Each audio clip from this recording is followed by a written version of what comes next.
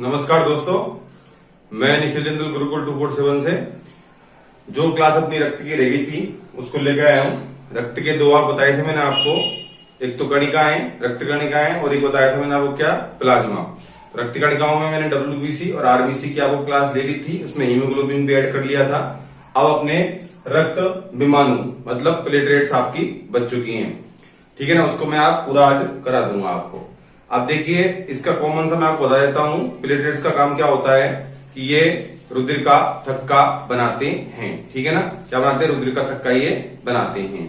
अच्छा, अब चलते हैं आगे की तरफ। जैसे मैंने आपको बताया है कि प्लेटलेट्स को थ्रोम्बोसाइट भी कहते हैं। क्या कहते हैं? थ्रोम्बोसाइट भी। ये पूरा मैंने आपको चैप्टर जो है इसका प्लेटलेट्स का मैंने पूरा लिख दिया है, जिससे कि आपको मान लो वीडियो देखने में प्रॉब्लम हो तो आप स्क्रीनशॉट भी इसका ले सकते हैं। तो इसको क्या बोलते हैं? थ्रोम्बोसाइट भी बोल सकते हैं। फिर इसके बाद चलते हैं आगे कि इनका बनना, ये कहाँ बनती है? अस्थि मज्जा में बनती हैं। और क्या होता है, अस्थि मज्जा के अंदर की विशेष कोशिकाएं होती हैं, उनका विखंडन होता है, और विखंडन होने के बाद ही इनका निर्माण होता है। उसे आप मेगारियोसाइट भी कह सकते हो। क्या कह सकते हो? मेगाकेरियोसाइट भी कह सकते हो। अब चलते हैं आगे की तरफ, और की संख्या कितनी होती है इनके अंदर? 1.5 से 3.5 लाख प्रति घन मिलीमीटर होती हैं। किसकी? प्लेटलेट्स की संख्या होती है। अभी जैसे कि कोई बुखार होता है, उसके अंदर प्लेटलेट्स की कमी हो जाती है, तो डॉक्टर नापते हैं कि भाई कम है क्या है, तो 1.5 लाख से कम होती है, तो मतलब क्या है, ये है कि 1.5 लाख से कम होती है तो उसकी प्लेटलेट्स बढ़ाई जाती है, ठीक है। अब चलते हैं इनका आकार कैसा होता है। तो देखो, इनका आकार छोटा होता है, ये केंद्रक विहीन होती है और ये अनियमित आकार की होती है, मतलब इनका।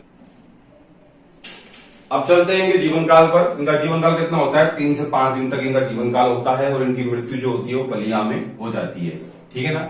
अब इसको आप प्लेटलेट्स को बढ़ा कह सकते हैं, जैसे कि अपन नारियल का जूस पीते हैं, नारियल का पानी पीते हैं, उससे प्लेटलेट्स बढ़ती हैं आपकी।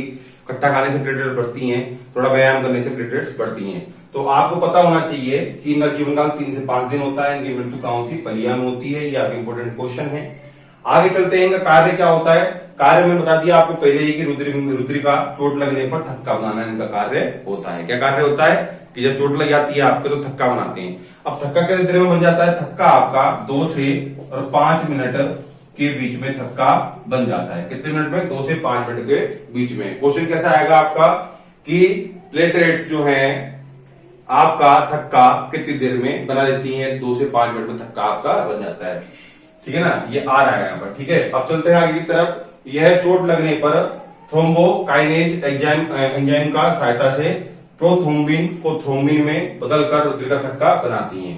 तो देखिए, ये आपके लिए इंपोर्टेंट लाइन हो चुकी है। आप इसको भी आपको पढ़ना है और रटना भी है। क्या बोला कि चोट लगने पर थ्रोम्बोकाइनेज एंजाइम की सहायता से प्रोथ्रोम्बिन को थ्रोम्बिन में बदलकर और रुधिर का थक्का ये बना लेते हैं।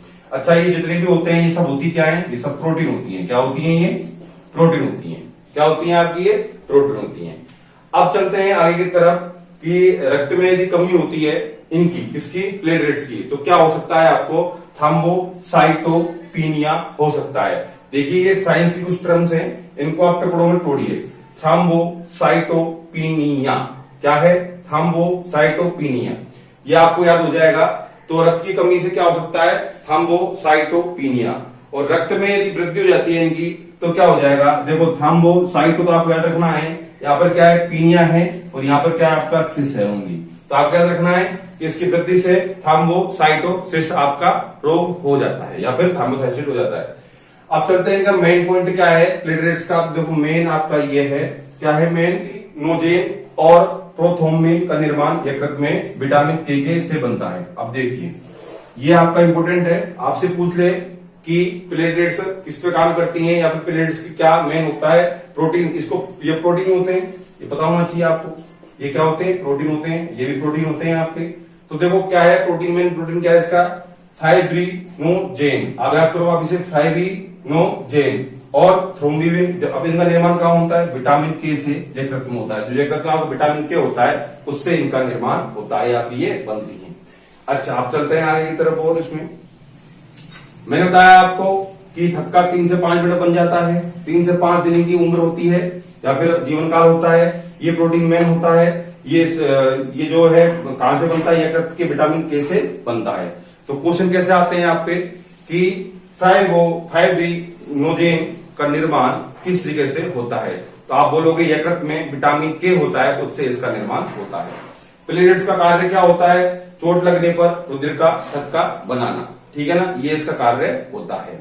अच्छा, और इसमें क्या क्या क्वेश्चन बन सकते हैं कि इनका जीवन काल कितना होता है? 3 से 5 दिन होती है। मृत्यु कहाँ होती है? पलिया में होती है। इनका केंद्र पाया जाता नहीं पाया जाता? नहीं पाया जाता। आकार कैसा होता है? छोटा होता है। नॉर्मल इंसान के अंदर कितनी होती हैं? 1.5 से 3.5 तक लाख तक होती हैं, ठीक है ना। ये आपको इसके अंदर क्या है, याद रखना है। ये आगे क्या हो गए, मेन पॉइंट आपके हो जाते हैं, ठीक है। इस पे जितने भी क्वेश्चन बनते हैं आपके, वो पूरे मैंने आपको बता दिए हैं एक ही वीडियो के अंदर और एक ही कॉन्सेप्ट के अंदर, ठीक है। आपको इसी तरह आधार बेस बनाना है इसका, कि बनना क्या है, संख्या क्या है, आकार क्या है, जीवन काल क्या है, कार्य क्या है, ठीक है ना। अब क्या है कि आपको अच्छा लग रहा हो तो आप वीडियो को लाइक कर सकते हैं, शेयर कर सकते हैं, यूट्यूब चैनल को सब्सक्राइब कर सकते हैं और बेल आइकन को दबा के उसको ऑल पर क्लिक कर दो, जिससे कि आपको जितनी भी अपडेट है तुरंत के तुरंत मिल जाए, ठीक है।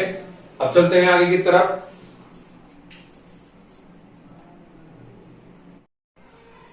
अब देखिए आगे नेक्स्ट पॉइंट जो रुधिर का है वो है आपका क्या, प्लाज्मा।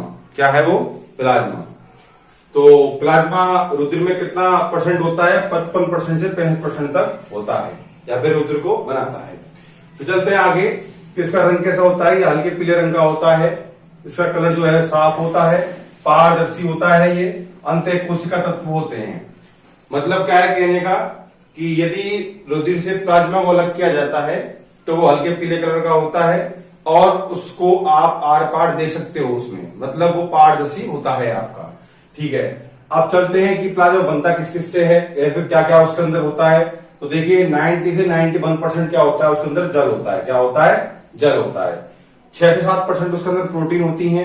बाकी उसके अंदर लवण, ग्लूकोज, कार्बनिक अकार्बनिक पदार्थ होते हैं, ठीक है। अब इन सबसे मिलकर ये प्लाज्मा क्या हुआ, बना हुआ होता है। तो जल इसमें सबसे अधिक होता है, इसलिए कहते हैं कि जल अधिक से अधिक पीना आपको चाहिए, ठीक है ना। अब चलते हैं प्लाज्मा में जो प्रोटीन होती है और एमिनो अम्ल, हार्मोन्स, कोलेस्ट्रॉल, वसा, यूरिया व अन्य अपशिष्ट अम्ल होते हैं। क्या होती है प्लाज्मा में? प्रोटीन होते हैं, एमिनो अम्ल होती है, हार्मोन्स होते हैं, कोलेस्ट्रॉल होते हैं, वसा, यूरिया व अन्य अपशिष्ट पदार्थ होते हैं। इसमें अकार्बनिक लवण जो कभी कभी रुधिर विद्युत अपघट्टिका भी मानते हैं, जिसकी सांद्रता को होम्योस्टेसिस द्वारा वक्र बनाए रखने में काम करता है, ठीक है ना। तो ये आपका एनटीपीसी में पूछा गया था कि विद्युत अपघट्य रुधिर बनाता है तो कार्बनिक लवण को यूज में लेता है, उसकी सांद्रता को क्या कहते हैं? तो आपको बोलना है होम्योस्टेसिस कहा जाता है, ठीक है। अब इसका कार्य क्या होता है? देखो, ऊष्मा के परिवहन में कार्य करता है ये, प्रतिरक्षा तंत्र में सहायता करता है, प्रतिरक्षा तंत्र में सहायता करता है, रुधिर का पीएच मान को नियमित रखता है और रखरखाव रखता है, रुधिर को हानि होने से बचाता है। कुछ ये महत्वपूर्ण पॉइंट है आपके, ये देख लीजिए आप क्या क्या है कि फाइब्रिनोजेन क्या कार्य करता है? रुधिर का थक्का बनाता है। ग्लूब्यूलिन क्या काम करता है? प्रतिरक्षा तंत्र का कार्य करता है। एल्ब्यूमिन क्या कार्य करता है? परासरण संतुलन बनाए रखने का कार्य करता है, ठीक है। अब देखिए आप, मैंने आपको सारे जो इंपोर्टेंट पॉइंट है वो लिख दिए हैं, आप चाहो इसकी स्क्रीनशॉट ले सकते हो, ठीक है। वापिस एक बार रिपीट करते हैं। प्लाज्मा क्या होता है? प्लाज्मा हल्के पीले रंग का साफ पारदर्शी एक पदार्थ होता है या फिर तरल पदार्थ होता है। ये अंतःकोशिक भी होते हैं। इसमें 55% भाग ये रुधिर का बनाता है। 90 से 91% इसमें जल होता है। 6 से 7% इसके अंदर प्रोटीन होती है।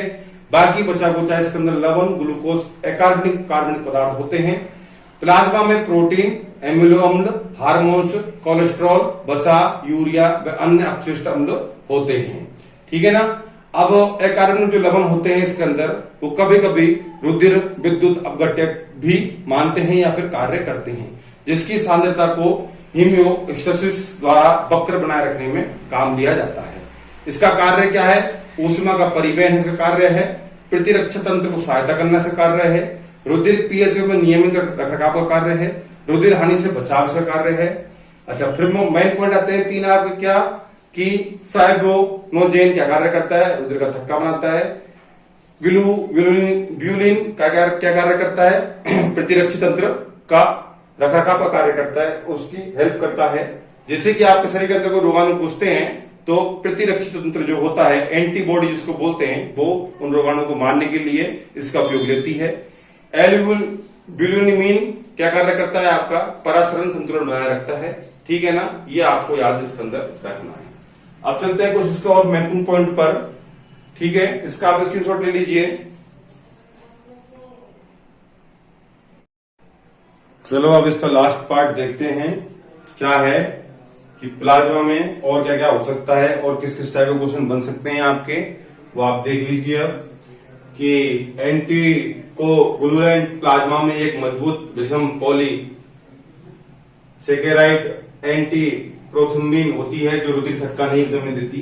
ठीक है ना, इससे हिपेरिन भी कहते हैं। तो ये आपका इंपॉर्टेंट है कि हिपेरिन क्या कार्य करता है कि रुधिर में अधिक धक्का नहीं जमने देता। क्या? अधिक धक्का नहीं जमने देता। तो ये आपका रखना है कि हिपेरिन किसे कहते हैं, क्या होता है कि यह अधिक धक्का नहीं जमने देता। यह प्रोथ्रोम्बिन को चोट मुक्त नलिकाओं में सक्रिय थ्रोम्बिन के परिवर्तन होने से रोकती है। यह यकृत द्वारा निर्मित होती है। कार्य क्या करती है ये? प्रोथ्रोम्बिन जो होती है उसमें चोट लगने पर नलिकाओं में सक्रिय थ्रोम्बिन को परिवर्तन होने से रोकती है और ये यकृत से निर्गत होता है। तो मतलब ये आपका इंपोर्टेंट हो गया, मैंने लिख दिया है। अच्छा, प्रोटीन से प्लाज्मा, प्रोटीन प्लाज्मा गाढ़ापन देता है। मतलब जो प्रोटीन है प्लाज्मा में मिलके गाढ़ापन देता है आपको। घुली हुई प्रोटीन फाइब्रोनोजेन और ग्लूकोलिन्स एवं एल्बुमिन्स जो ये होती हैं वो टांगों और हाथों में सूजन जल में जमा होने के कारण आती है। यदि आपका प्लाज्मा जल में जमा होने लग जाता है तो क्या होता है, हाथों और टांगों में सूजन का कार्य ये करती है। तो ये आपका इंपोर्टेंट है। ठीक है ना, ये आपको याद रखना है। ये आपका रुधिर का दोनों पार्ट्स टॉपिक्स क्लियर हो चुका है। अब रुधिर का वर्गीकरण अपन नेक्स्ट वीडियो में पढ़ेंगे। अच्छा, मैं इन सबका रिवीजन एक बार और आपको करा दूंगा। ठीक है, तो आप इसको स्क्रीनशॉट ले लीजिए और फिर से इसका शुरू से रिवीजन अपन करते हैं। ओके।